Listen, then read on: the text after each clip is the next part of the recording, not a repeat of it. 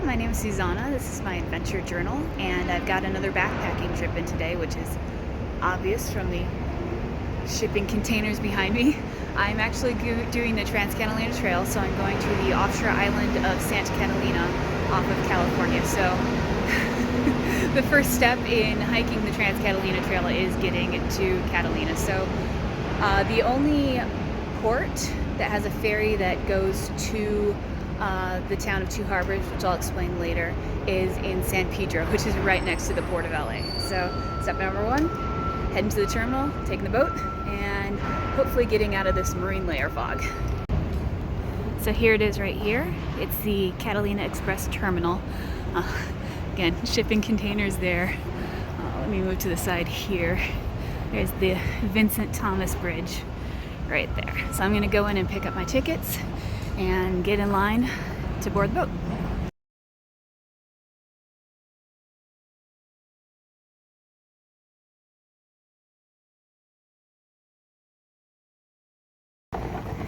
And I'm here. That was over 2 hours, shortened into a couple seconds. You can see the water is super clear here. It's one of the things that makes Catalina so special. So first thing I'm going to do is I'm going to check into this building on the side here. It's visitor services. You can see there's a line already. You need to check in to get to your campground. So I will stand in line and then break out the map after that. So this cartoonish map right here is Santa Catalina Island, and it's showing the Trans Catalina Trail, which goes from the town of Avalon over here. This is the trails in red, all the way across the island, which is why it's called the Trans Catalina Trail. So I'm actually doing it in reverse. I am over here at this port town of Two Harbors, and what I'm going to be doing today is taking that white road all the way over to Parsons Landing over there. Now, since this map has been made, the Catalina Island Conservancy has actually rerouted this trail. So what they've done, I'll show it on the bigger map, is they've cut off this red part to the right of Avalon, and instead you go straight up through the middle there. And what it does is it takes you past the Conservancy building and one of the campgrounds, so it makes a little bit more intuitive sense. And at the end here, they added the road walk as part of the official trail and cut off this last little bit over here because it's not maintained. So today I'm doing this road walk to Parsons Landing, hopefully going for a swim because the water is clear, and I might take this end trail a little bit and see how far I can get before nightfall. Here we go. I've already started the trail a little bit. It starts right at the beach. Isn't this cool already? And I'm going to be following it, beautiful water, all the way up to this road up here.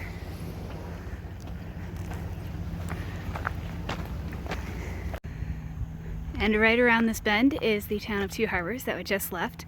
Hop, skip, and a cove later, actually entering Conservancy land.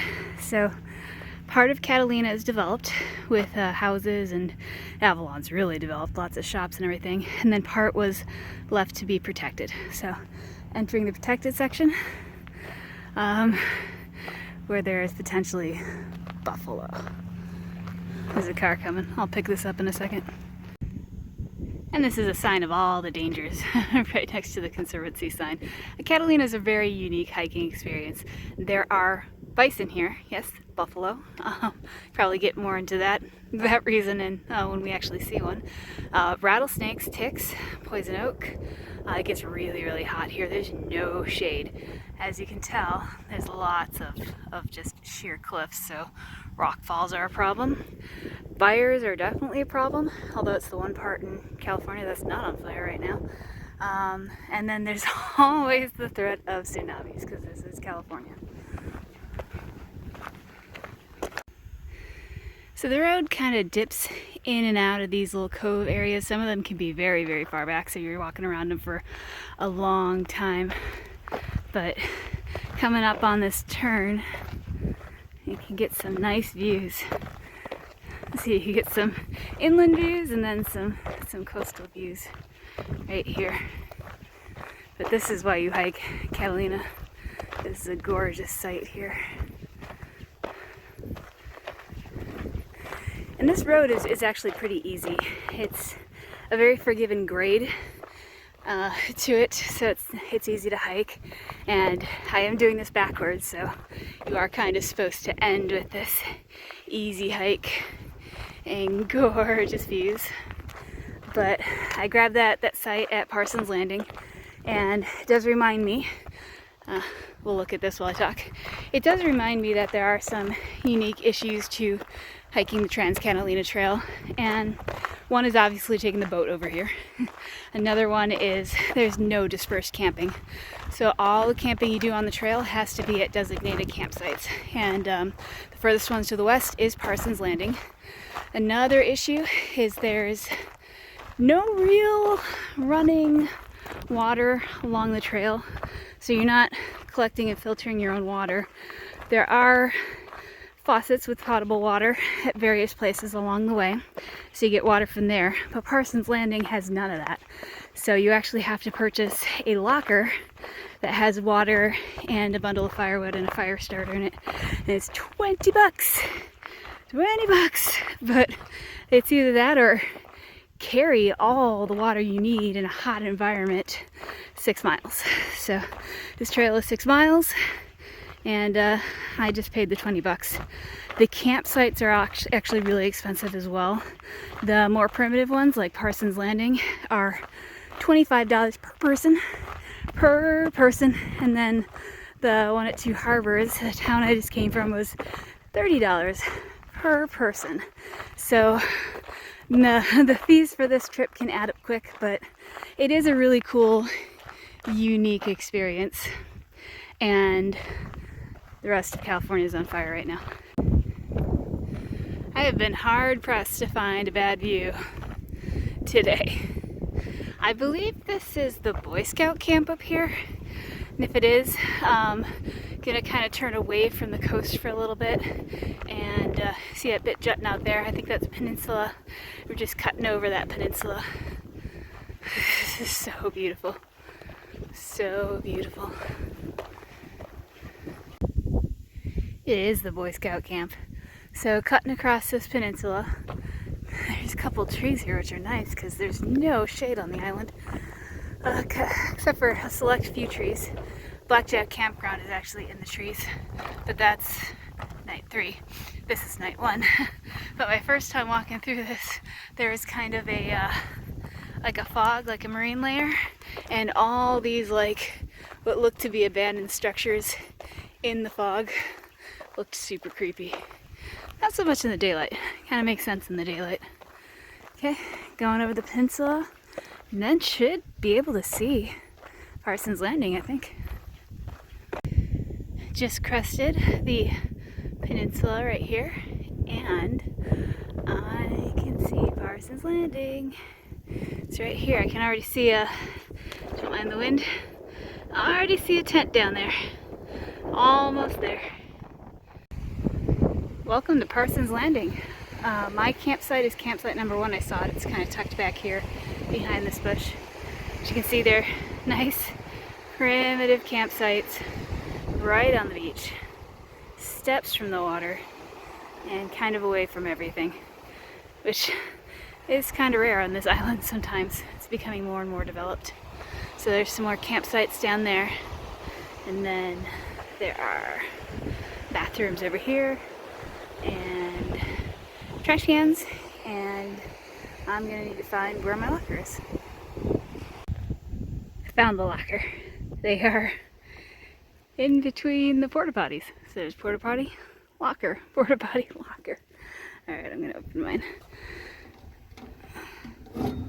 Okay, and yeah, got a big jug of water. There's still some water from the previous tenants of my campsite left. Fire starter and a bundle of firewood. Gonna bring it all over to my camp. So originally I was milling the idea of taking the old Trans Catalina Trail to the west, to what used to be the western terminus at Starlight Beach. But this is a fantastic campsite. I know it's the only one because somebody canceled, but it is a fantastic campsite. the water looks too inviting. I think I'm just gonna go for a snorkel and hang out here the rest of the day. It's too nice. Okay, update from a couple minutes ago. I was actually at the wrong campsite. Let me show you this. Let me flip this around. This was the campsite that I was absolutely glowing about. I'm like, this is the best campsite. I couldn't find any numbers though. So one of the other backpackers helped me find some numbers, and we found out that's number 2. And around the corner, way hidden here, in its own personal cove, is campsite number 1. Just when I thought I had the best campsite, I find the best campsite. I'm so grateful to whoever canceled their reservation for Parsons Landing today. This is the best campsite. So, my plan still stands. I'm gonna hop in the water literally right here. See what this edge of the cove has to offer.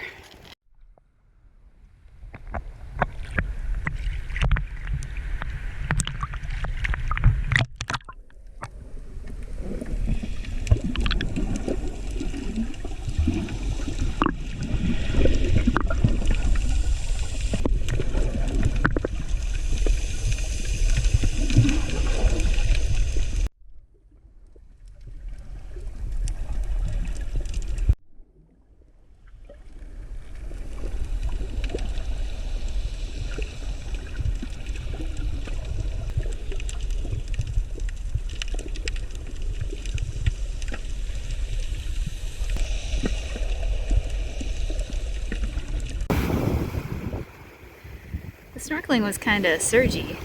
There were some fish there still, but and some kelp around the rocks. But just sitting here, watching the waves come in, is pretty awesome.